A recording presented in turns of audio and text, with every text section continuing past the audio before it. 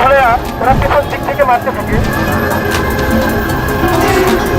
নৃশংস নিষ্ঠুর আচরণ করা হয়েছে। উপরের 7 তলায় এখানে অনেক লোক। এই সেলগুলোতে খুব আর্লি টাইমে মানুষ ছিল, তাহলে এখানে আমরা তাজা খাবার পাই। ইসলামকে শেষ করে দেওয়ার জন্য এদের একটা বিশাল ভূমিকা ছিল।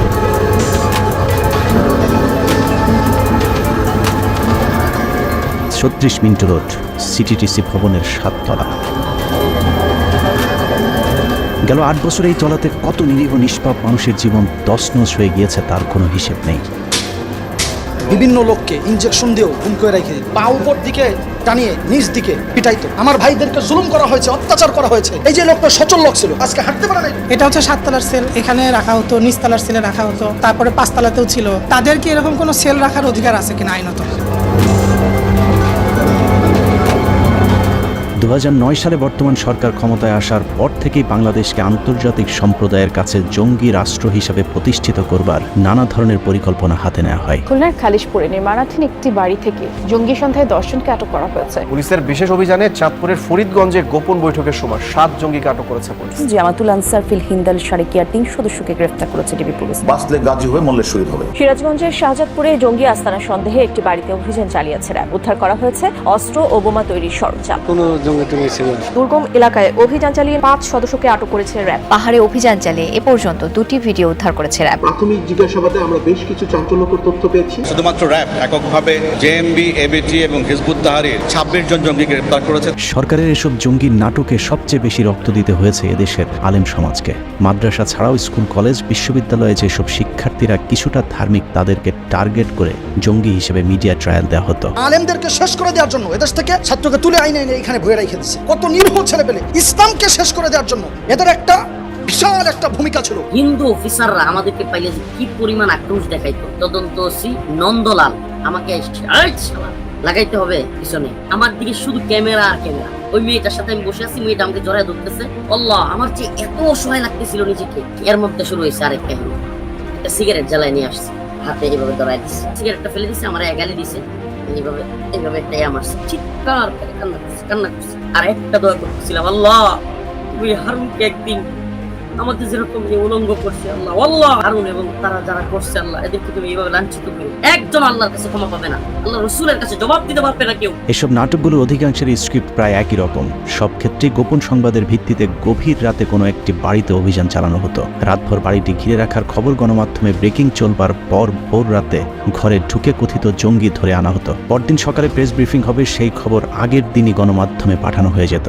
পরদিন গণমাধ্যমে কি ব্রিফ করা হবে সেটাও সাজানো থাকতো আগের রাতেই। গোপন সূত্রের খবরে র্যাবের একটি দল রাত 3টা থেকে বাড়িটি ঘিরে রাখে। সকালে তারা বাড়ির ভেতরে অভিযান পরিচালনা করে। বিএনপি আমলের জঙ্গি আস্তানায় অভিযানগুলো সাংবাদিকদের জানিয়ে করা হতো, এমনকি বিভিন্ন টেলিভিশনের লাইভের মাধ্যমে দেখানোর সুযোগও হতো সেই সময়টাতে।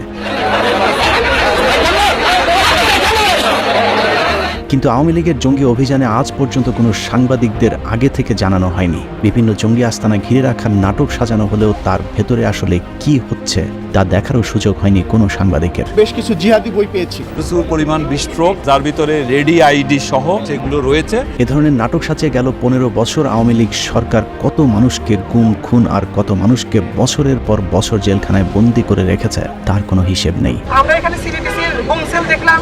এই গুম সেলগুলো আরো সংস্থা আছে, এই গুম সেল র্যাবের আছে। সেখানে অনেককে গুম রাখা হতো, নির্যাতন করা হতো। আমরা সরাসরি এটার ভিকটিম, চোখে কালো কাপড় দিয়ে বেঁধে দেয়। 2 হাত ধরে ওরা পেছন দিক থেকে মারতে থাকে। কারাগারগুলোকে অত্যাচারের সেল বানানো হয়েছে। আওয়ামী লীগের গেল 15 বছরে বাংলাদেশ দাড়ি টুপিওয়ালা মানুষদের জন্য কঠিন হয়ে দাঁড়িয়েছিল। আন্তর্জাতিক সম্প্রদায়ের কাছে এদেশকে জঙ্গি আস্তানা হিসেবে প্রতিষ্ঠিত করতে হাসিনার সরকার নতুন নতুন জঙ্গি নাটক মঞ্চস্থ করতে থাকে। জঙ্গিদের সঙ্গে কোনো আপোষ নাই, মাদকের সঙ্গে কোনো আপোষ নাই, দুর্নীতির সঙ্গে কোনো আপোষ নাই। কাউকে ভয় পাবেন না, আমরা একসঙ্গে কাজ করব। এরা বিদায় হবে, আমরা থাকবো। এরই ধারাবাহিকতায় স্বরাষ্ট্র মন্ত্রণালয় বাংলাদেশ পুলিশকে নিয়ে কাউন্টার টেরোরিজম পুলিশ ব্যুরো নামে একটি বিশেষ ইউনিট গঠনের সুপারিশ করে এবং এর প্রয়োজনীয়তা কতটা ভয়ানক সেটা বোঝানোর জন্য প্রথমেই সাজানো হয় হলি আর্টিজান জঙ্গি হামলার নাটক। সারা দুনিয়ার কাছে বাংলাদেশকে জঙ্গি হিসেবে প্রতিষ্ঠিত করবার পর 2016 সালে 600 জনকে নিয়ে ঢাকা মহানগর পুলিশের নতুন আরেকটি শাখা উদ্বোধন করা হয়, যার নাম রাখা হয় counter terrorism and transnational crime, সংক্ষেপে যাকে বলা হয় সিটিটিসি। জেল আছে, অন্য কোনো পুরোটা পুকুরের পাড় দিয়ে ছোট আরুনের চেম্বার ছোট ছোট নিচতলায় সেল আছে অনেক, 7 তলায় আছে। ইসলামী বইও পাইছি, কোরআন শরীফের কভার পাইছি। ছোট ছোট সেল যেগুলাতে কোনো জানালা নাই, উপরের 7 তলায় এখানে অনেক রুম। প্রথম দিকে পুলিশের বিশেষ এই শাখাটি খুব বেশি আলোচনায় আসতে না পারলেও 2021 সালে স্বরাষ্ট্র মন্ত্রণালয়ের উপসচিব ধনঞ্জয় কুমার দাসের স্বাক্ষরিত প্রজ্ঞাপনে পুলিশের উপমহাপুলিশ পরিদর্শক মোহাম্মদ আসাদুজ্জামানকে সিটিডিসির প্রধানের দায়িত্ব দেওয়া হয়। মূলত হকপন্থী আলেমদের বেছে বেছে জঙ্গি বানানোর পরিকল্পনা বাস্তবায়ন করতেই এজেন্ট ধনঞ্জয় তাকে এই পদে বসায়। গোল্ড স্মাগলার ধনঞ্জয়ের সাথে আগে থেকে আসাদুজ্জামানের ঘনিষ্ঠতা থাকায় ধনঞ্জয় কোটায় সিটিডিসি প্রধানের পদ পাগিয়ে নেয় সে। গ্রেপ্তারের পরে আরো ভয়ঙ্কর তথ্য পেয়েছি। বিদেশি অনেক টিম এসে তাদের দেশে যে সকল এরকম বিকৃতমনা অপরাধী ছিল তাদের বিষয়ে তারা তথ্য নিয়েছে। ভারতীয় কোটায় দায়িত্ব পেয়ে একের পর এক সুপার ডুপার হিট সব জঙ্গি নাটক মঞ্চস্থ করতে থাকে আসাদুজ্জামানের সিটিডিসি। 2021 সালের পরে আজকে পর্যন্ত বাংলাদেশে কোনো ধরনের কোনো জঙ্গি হামলার ঘটনা ঘটে নাই। আমাদের জনগণ সচেতন হচ্ছে, সিটিডিসিকে এই জঙ্গিবাদ নিয়ন্ত্রণে সহায়তা করছে। বিদেশে বসে কেউ সরকারের সমালোচনা করলেও তাদেরকে টার্গেট করে নানা ধরনের গাঁজাখুরি গল্প সাজাতো আসাদুজ্জামান। রিয়েলমি 55KSA@gmail.com এই ইমেল আইডি থেকে একটি হুমকি বার্তা আসে যেখানে উল্লেখ ছিল 27শে এপ্রিল তারিখে শেখ হাসিনাকে ভোর 4টায় গুলি করা হবে। বাংলাদেশ পুলিশের ক্ষমতা নেই এই হামলা ঠেকানোর। মহারণের সাক্ষী হবে 27শে এপ্রিল। আসাদের সাজানো এসব নাটকগুলো সবই প্রায় একই রকম। দাড়ি টুপিওয়ালা লোকজনকে ধরে নিয়ে গুম করে রাখা হতো কয়েক মাস। এরপর গুম হয়ে থাকা আলেমদেরকে হঠাৎ করেই কোনো এক কথিত জঙ্গি আস্তানায় আবিষ্কার করা হতো। এসব নাটক করতে গিয়ে 1.5 মাসের শিশুকে পর্যন্ত হত্যা করেছে পাষণ্ড আসাদুজ্জামান। 10 জন জঙ্গিকে আমরা গ্রেপ্তার করতে সক্ষম হই। এর মধ্যে 4 জন পুরুষ, 6 জন মহিলা, সাথে 3 জন ছোট্ট শিশুও ছিল। সাংবাদিকেরা আসাদুজ্জামানের এইসব গাঁজাখুরি গল্পকে কখনোই কোনো ধরনের যাচাই বাছাই না করে একপাক্ষিক খবর প্রচার করেছে। তাদের সেই মিথ্যা সংবাদের কারণে কত নিরীহ মানুষের পরিবার ধ্বংস হয়ে গিয়েছে তা একে একে বের হতে শুরু করেছে। বাথরুম প্রস্তাবটা না গেলে ওরা যে কয় মিনিট পরে দিবে, এই কয় মিনিটের মধ্যে আসতে হবে। লটকায়া কারেন্টের শর্ট দিয়া আমাকে তারা পিটানো শুরু করলো। আমাকে বলতে কি একমাত্র সঠিক ধর্ম ইসলাম, এই কথা কেন বললেন? তোকে বলতে হবে সকল ধর্ম সমান, কারণ এটা গণতন্ত্রের দেশ। গণতন্ত্রের দেশে তুই গণতন্ত্র অনুযায়ী চলতে হবে। টুপি দাড়ি নিয়ে দুপুর 12টার সময় টিএনটি কলেজের সামনে পিচডালা রাস্তার সামনে আমি জঙ্গি এবং নাশকতা করার জন্য একত্রিত হয়েছি। এটা হলো এজাহারে লিখেছে এবং এটা নাটক সাজিয়েছে। এরপরে স্বীকারোক্তির অবস্থা দেখেন, ম্যাজিস্ট্রেট বলতেছে সত্য কথা বলবেন, মিথ্যা কথা বলবেন না। ঠিক আছে স্যার, মিথ্যা কথা বলবো না, সত্য কথা বলবো। তো আমাকে জিজ্ঞাসা করছে আপনাকে কবে গ্রেফতার করেছে? স্যাররা বলে দিয়েছে যে গতকালকে অ্যারেস্ট করেছে। আসলে কবে করেছে? তো আমি বললাম আসলে 3 মাস আগে করেছে। কোথায় থেকে অ্যারেস্ট করেছে? আমি বললাম স্যাররা তো শিখাই দিয়েছে টিনটি কলেজের সামনে থেকে করেছে। তো ম্যাজিস্ট্রেট জিজ্ঞাসা আসলে কই থেকে করেছে? আমি গুলশান থেকে করেছে। সে বলে হুজুর রমজান মাস সূরা ফাতিহাটা পড়েন। আমি সূরা ফাতিহা পড়লাম। সূরা ইখলাসটা পড়েন। তো আমি সূরা ইখলাস পড়লাম। সে আমার জিজ্ঞাসা আহমদ শফি সাহেবের চিনেন কিনা, ওনার সাথে আপনার কি সম্পর্ক, ওহাবি সুন্নি কি, উপহাস করে সে এগুলো জিজ্ঞাসা করতেছে। আর সে লিখতেছিল কাউন্টার টেররিজম বা সিটিটিসি যে স্বীকারোক্তি দিয়ে দিছে কম্পোজ করে, সেটা সে হাতে লিখতেছিল। বাংলাদেশের সংবিধান অনুযায়ী কোনো ব্যক্তিকে তার অপরাধ প্রমাণিত হওয়ার আগ পর্যন্ত অপরাধী বলা যাবে না, যে কারণে আটক ব্যক্তিদের ব্যক্তিগত গোপনীয়তা রক্ষার বিধান রয়েছে। কিন্তু গেল 15 বছর ধরে দেখা গেছে এক অদ্ভুত দৃশ্য। মানুষকে ধরে নিয়ে যাওয়া হতো, তারপর তাদেরকে মিডিয়ার সামনে এনে হাজির করার পর কোনো ধরনের বিচার তদন্ত ছাড়াই বিচারকদের মতো করে তাদেরকে দোষী সাব্যস্ত করে তারপর গণমাধ্যমে প্রচার করা হতো, যা বাংলাদেশের সংবিধানের সাথে সাংঘর্ষিক। জামাতুল আনসার ফিল হিন্দাল শারকিয়ার বিরুদ্ধে সিটিডিসির অভিযান অব্যাহত আছে। এই সংগঠনের শীর্ষ পর্যায়ের অনেককেই গ্রেপ্তার করেছে। আগামী দিনের জিহাদ করার জন্য তারা নিজেদেরকে প্রস্তুত করতেছিল এবং তারা ইতিমধ্যে বেশ কিছু অস্ত্র সংগ্রহ করেছে। আসাদুজ্জামানের সিটিডিসিতে যাদেরকে আটক করা হতো তাদের পরিবারের কাছ থেকে নেওয়া হতো মোটা অঙ্কের টাকা। এসব টাকা পয়সা কালেকশনের দায়িত্ব ছিল আসাদুজ্জামানের স্টেনোগ্রাফার নজরুল ইসলাম প্রামাণিকের হাতে। আসাদুজ্জামানের এই অন্ধকার জগতের সবকিছু নিয়ন্ত্রণ করত নজরুল ইসলাম। পুলিশের একটি সূত্র জানিয়েছে আসাদুজ্জামানের পিয়ন নজরুল ইসলাম প্রামাণিকের ঢাকার উত্তরা মিরপুর আর গ্রামের বাড়ি জামালপুর মিলিয়ে অন্তত 100 কোটি টাকার সম্পত্তি রয়েছে। আর আসাদুজ্জামানের সম্পত্তির পরিমাণ কত সেটা হয়তো সে নিজেও জানে না। সারা রাত ব্যাপী প্রায় জিজ্ঞাসাবাদ করেছে। জিজ্ঞাসাবাদে আমরা তাদের সেই নতুন আস্তানার কথা জানতে পারি। তবে আমার আজকের আলোচনার মূল বিষয় তাদের সম্পত্তির হিসেব বের করা নয়। এই দুজনকে নিয়ে বিশেষ এই অনুষ্ঠানটির কারণ হলো তাদের দুজনেরই ফাঁসির আবেদন জানানো। শুধু একবার ফাঁসি নয়, এই দুজনকে কয়েকশোবার ফাঁসি দিলেও তারা যে অপরাধ করেছে তার শাস্তি শেষ হবে না। কারণ তাদের ব্যাপারে অনুসন্ধান করে যে তথ্য পাওয়া গেছে তা গা শিউরে ওঠার মতো। অনুসন্ধানে জানা যায় জুলাইয়ে ছাত্রদের উপরে যে গণহত্যা চালানো হয়েছে তার মধ্যে বড় একটি অংশে নেতৃত্ব দিয়েছে সিটিটিসির আসাদুজ্জামান এবং তার স্টেনোগ্রাফার নজরুল ইসলাম প্রামাণিক।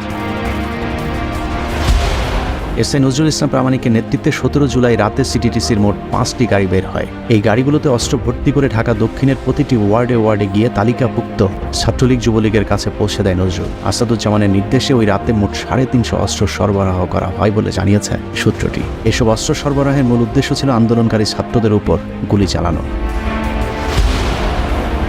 হাসিনা সরকারকে যে কোনো উপায়ে ক্ষমতায় টিকিয়ে রাখতে যত লাশ প্রয়োজন তত লাশ ফেলার পরিকল্পনা ছিল সিটিটিসির। সূত্রের তথ্য অনুযায়ী 17 জুলাই সারা দেশে ইন্টারনেট বন্ধ করে দেওয়ার সময় থেকে 4 আগস্ট পর্যন্ত আসাদ এবং নজরুলের নেতৃত্বে অন্তত 150 আন্দোলনকারীকে হত্যা করা হয়। 5 আগস্ট শেখ হাসিনা পদত্যাগের আগ মুহূর্তে সর্বোচ্চ বল প্রয়োগ করে ছাত্র জনতাকে হত্যা করে পুলিশ। বিভিন্ন জায়গায় গাড়িতে করে লাশ ফেলে আসার যে দৃশ্য সোশ্যাল মিডিয়াতে দেখা গিয়েছিল সেগুলোরও বেশিরভাগ সিটিটিসি প্রধান আসাদুজ্জামানের নির্দেশে নজরুলই করেছিল।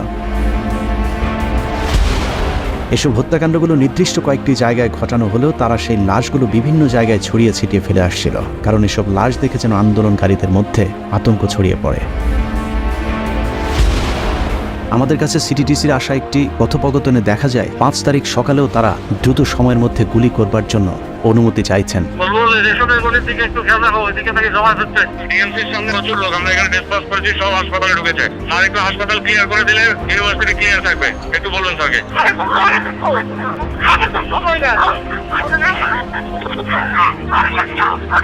যে কারণে হাইকোর্ট এবং তার আশপাশে কয়েকটি জায়গায় 5 তারিখ সকালেও হত্যাকাণ্ডের ঘটনা ঘটেছে, যেটার সাথেও সিটিটিসি সরাসরি সম্পৃক্ত। হাসিনার উপর ক্রমাগত আন্তর্জাতিক চাপের বিষয়টি সবার কাছে গোপন রাখায় পুলিশ মনে করেছিল 2013-14 সালে বিএনপি জামায়াতের ব্যাপক আন্দোলনের পর যৌথ বাহিনী দিয়ে নির্বিচারে বিএনপি জামাত নিধন কিংবা হেফাজতের রাতের মতো গণহত্যা চালিয়ে এবারের আন্দোলনকেও থামিয়ে দেওয়া সম্ভব। যে কারণে 4 তারিখ রাতেও আসাদ নজরুলদের পরিকল্পনা ছিল 5 তারিখে ব্যাপক গণহত্যা চালানো, কিন্তু হাসিনা পালিয়ে যাওয়ায় সেটা আর সম্ভব হয়নি। যদিও 5 তারিখ বিকেল পর্যন্ত আসাদুজ্জামান চেষ্টা করেছেন সরকারকে কিভাবে সহায়তা করা যায়, কিন্তু পরিস্থিতি অনুকূলে না থাকায় আসাদুজ্জামান গা ঢাকা দেয়। যদিও তার সহকারী এসআই নজরুল ইসলাম 5 আগস্টের পরেও অনেকবার তার কর্মস্থলে দেখা গেছে। সিটিটিসি নৃশংসই বর্বরতম গণহত্যার খবরে বর্তমান আইজিপি থেকে শুরু করে ডিএমপি কমিশনার সকলেই হতবাক। যে কারণে গেল 19 তারিখে সিটিটিসির প্রধান আসাদুজ্জামানকে চাকরি থেকে অব্যাহতি দেওয়া হয়, কিন্তু এসআই নজরুল ইসলামের ব্যাপারে এখনো কোনো সিদ্ধান্ত নেওয়া হয়নি।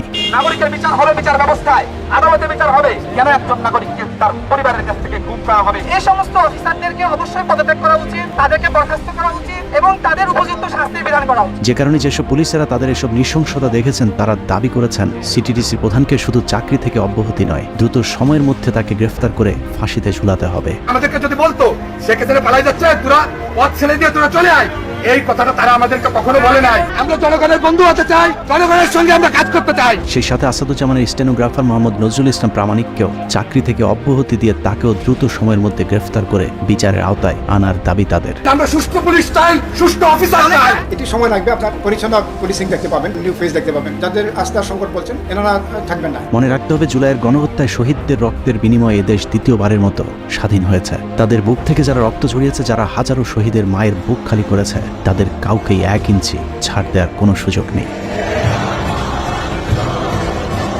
আল্লাহ হাফেজ।